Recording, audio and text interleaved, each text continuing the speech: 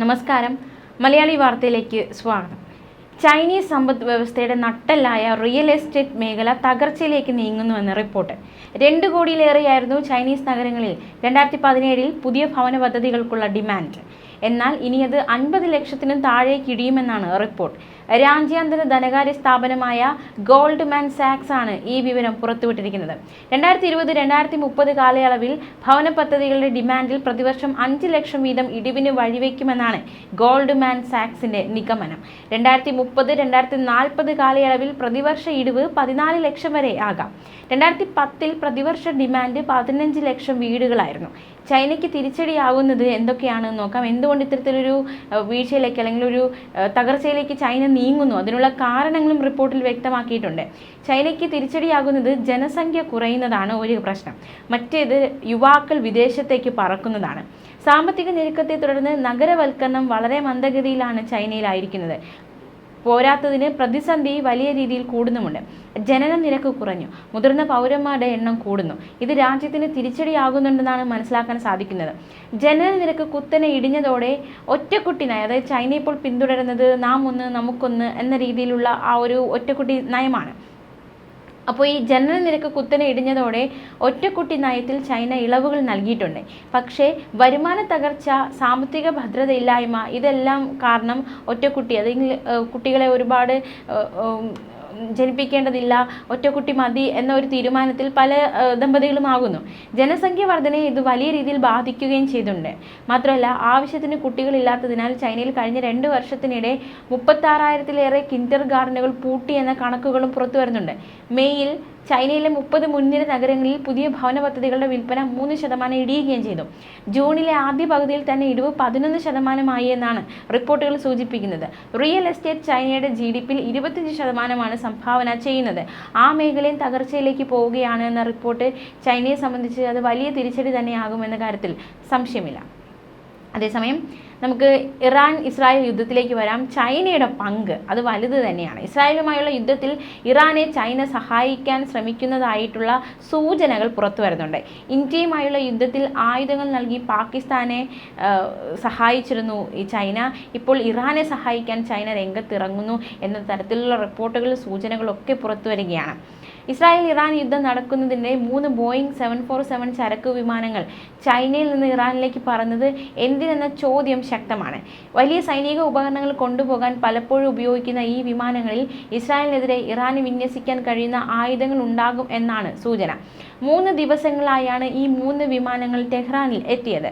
ഇറാന് നേരെ ഇസ്രായേൽ ആദ്യ ആക്രമണം നടത്തിയ തൊട്ടടുത്ത ദിവസം തന്നെ, അതായത് ശനിയാഴ്ചയാണ് ആദ്യത്തെ വിമാനം ചൈനയിൽ നിന്നും പുറപ്പെട്ടത്. ചോദ്യം ശക്തമാണ്. രണ്ടാമത്തെ വിമാനമാകട്ടെ ഞായറാഴ്ചയും 3ാമത്തെ വിമാനം തിങ്കളാഴ്ചയും ഇറാനിലെത്തി. 3 വിമാനങ്ങളും ഒരേ റൂട്ടിലേക്കാണ് പറന്നതെന്നും കണ്ടെത്തിയിട്ടുണ്ട്.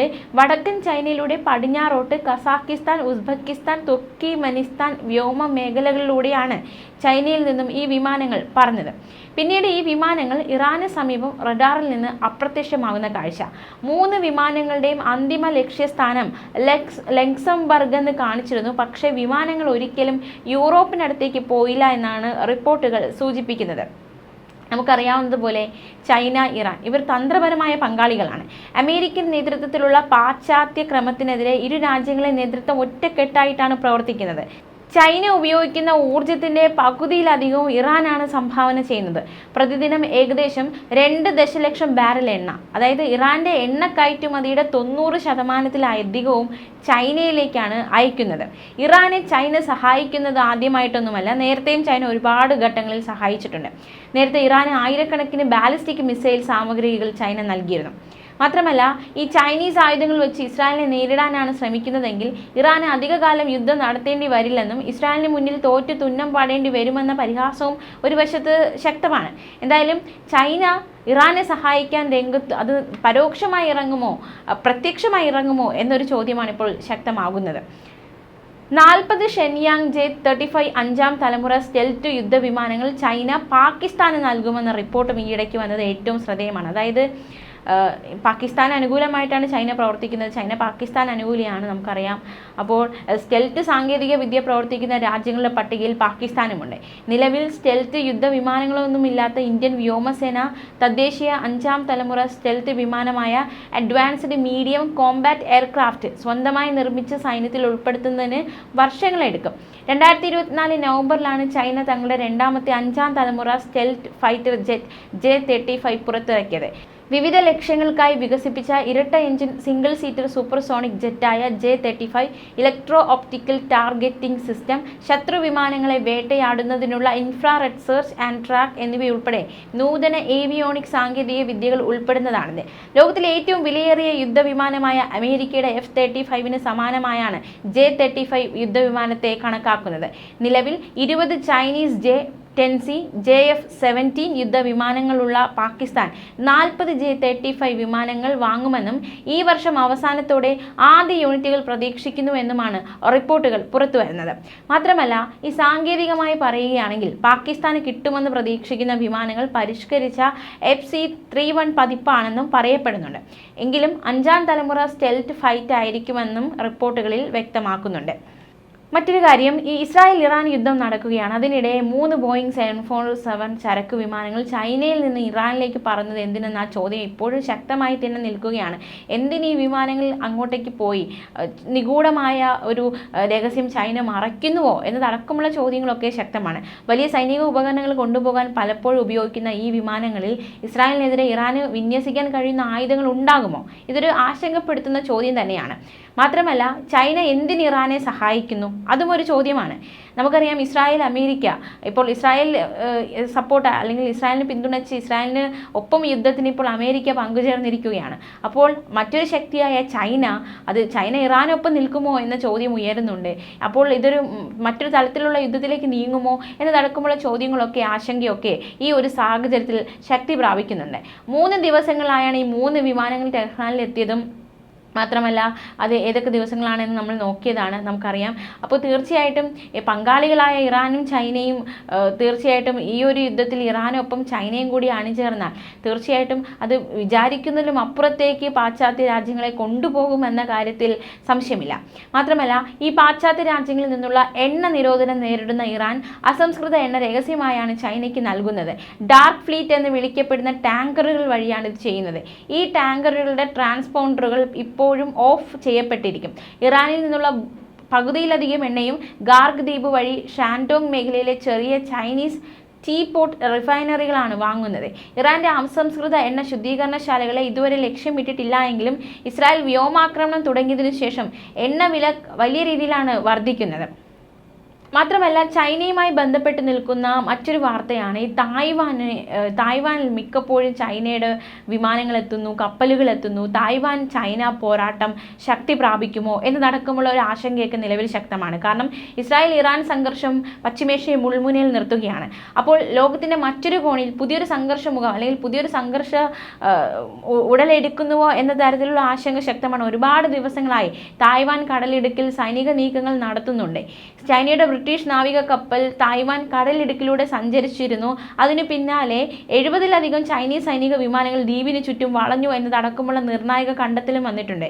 തായ്വാന്റെ പ്രതിരോധ മന്ത്രാലയം ഈ വിവരം പുറത്തുവിട്ടിട്ടുണ്ട്. തായ്വാൻ തങ്ങളുടെ അവിഭാജ്യ ഘടകമാണെന്നും ആവശ്യമെങ്കിൽ ബലം പ്രയോഗിച്ച് പിടിച്ചടക്കുമെന്നും വർഷങ്ങളായി ചൈന വെല്ലുവിളി ഉയർത്തി നിൽക്കുന്നുണ്ട്. ഈ തായ്വാനെ പിടിച്ചെടുക്കുക എന്ന ലക്ഷ്യത്തോടെ ചൈന പ്രവർത്തിക്കുകയാണ് എന്ന കാര്യത്തിൽ സംശയമില്ല. അത് വർഷങ്ങളായിട്ട് ചൈനയുടെ ഒരു ലക്ഷ്യം തന്നെയാണ്. തായ്വാൻ ഒരു സ്വതന്ത്ര ജനാധിപത്യ രാജ്യമാണെന്ന് തായ്പേയ് ഈ വാദങ്ങളെ തള്ളിക്കളയുന്നുണ്ട്.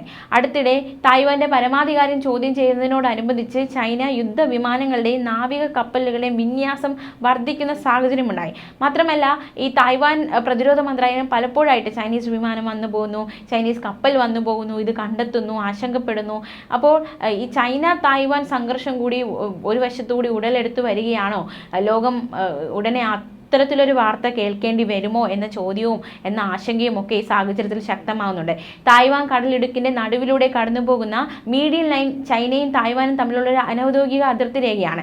ചൈന ഈ രേഖയെ ഔദ്യോഗികമായി അംഗീകരിക്കുന്നില്ല. പക്ഷെ പലപ്പോഴും ഈ രേഖയെ കരുതിയാണ് അവർ സൈനിക നീക്കങ്ങൾ നടത്താറുള്ളത്.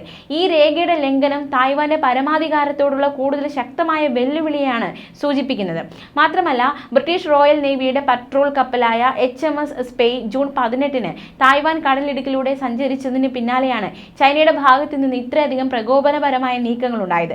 നിയമങ്ങൾക്കനുസൃതമായി രാജ്യാന്തര ജലപാത എന്ന നിലയിൽ തായ്വാൻ കടലിടുക്കിലൂടെയുള്ള ബ്രിട്ടീഷ് കപ്പലിന്റെ സഞ്ചാരത്തെ തായ്വാൻ വിദേശകാര്യ മന്ത്രാലയം സ്വാഗതം ചെയ്തിരുന്നു. പക്ഷേ തായ്വാൻ കടലിടുക്ക് തങ്ങളുടെ ആഭ്യന്തര ജലപാതയാണെന്ന് ചൈന അവകാശപ്പെടുന്നുണ്ട്. അതുകൊണ്ട് തന്നെ വിദേശ സൈനിക കപ്പലുകൾ ഇതുവഴി കടന്നു പോകുന്നത് അവർക്ക് പ്രകോപനപരമായിട്ടാണ് തോന്നുക. മാത്രമല്ല, ഇതിൽ തായ്വാൻ യുണൈറ്റഡ് സ്റ്റേറ്റ്സുമായി സഖ്യത്തിലായതും ചൈനയെ വലിയ രീതിയിലാണ് പ്രകോപിപ്പിക്കുന്നത്. തായ്വാന്റെ പ്രതിരോധ ശേഷി വർദ്ധിപ്പിക്കുന്നതിന് US ആയുധ സഹായം നൽകുന്നത് ചൈനയെ സംബന്ധിച്ച് വലിയ ആശങ്ക സൃഷ്ടിക്കുന്ന ഒരു കാര്യം തന്നെയാണ്. ഇസ്രായേൽ ഇറാൻ സംഘർഷം ലോക ശ്രദ്ധ ആകർഷിക്കുമ്പോൾ അതിന്റെ മറവിൽ തായ്വാൻ വിഷയത്തിൽ ചൈന കൂടുതൽ നീക്കങ്ങൾ നടത്തുന്നുണ്ടോ എന്ന ചോദ്യവും എന്ന ആശങ്കയും ഒരു വശത്ത് ശക്തമാവുന്നുണ്ട്. ന്യൂസ് ഡെസ്ക് മലയാളി വാർത്ത.